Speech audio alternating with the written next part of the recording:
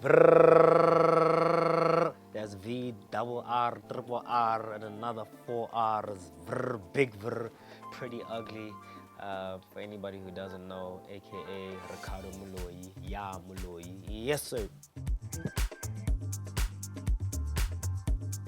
The Game had dropped the album The Documentary, which still till this day goes down as like one of my favorite albums of all time. I'ma buy you a drink, ooh-wee, I'ma take you home with me. And I saw on Twitter like last year or the year before, he doesn't say ooh-wee. And it's like, bro, you definitely say ooh-wee. And he's like, no, he says something like, I'ma buy you a drink and then I'ma take you home with me. And it's like, bro, you definitely did not say and then.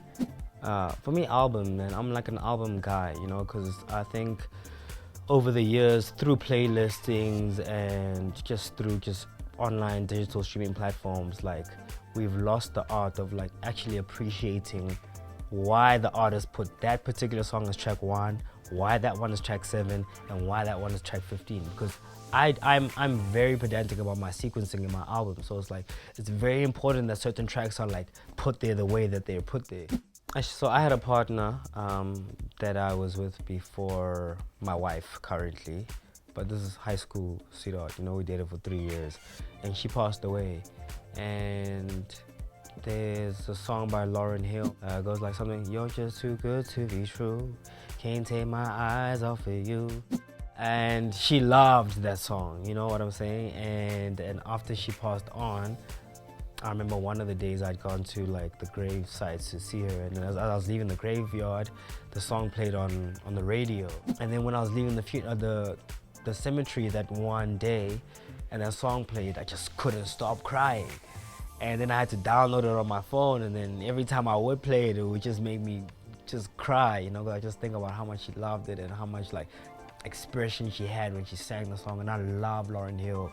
I grew up being like a big fan of Lauryn Hill, had a super crush on Lauryn Hill. Back when I was 12 or so, maybe younger, could have been 10, 11, Nelly and Kelly had dropped Dilemma, and I remember that's when I had like my first crush. So that song was also like my favorite song, and like the whole school was singing that song. So it didn't necessarily make me shoot my first shot, but like it was around and like very prominent in a time where, you know, I was experiencing like all these feelings of, you know, infatuation and like puppy love for the first time. My top 5 albums of all time, I already mentioned one, The Game, The Documentary. Number 2 would have to be Jay-Z, Blueprint. Number 3 would have to be Kendrick Lamar, Good Kid, Mad City. Number 4 would have to be Watch the Throne, Kanye West and Jay-Z. Number 5 would have to be, oh, My Dog Twisted Fantasy by Kanye West, for sure. Top 5 songs that describe my life right now. Something Soweto, Amachens. Number 2 would have to be Ami Faku and Gabza the Small, Abalele.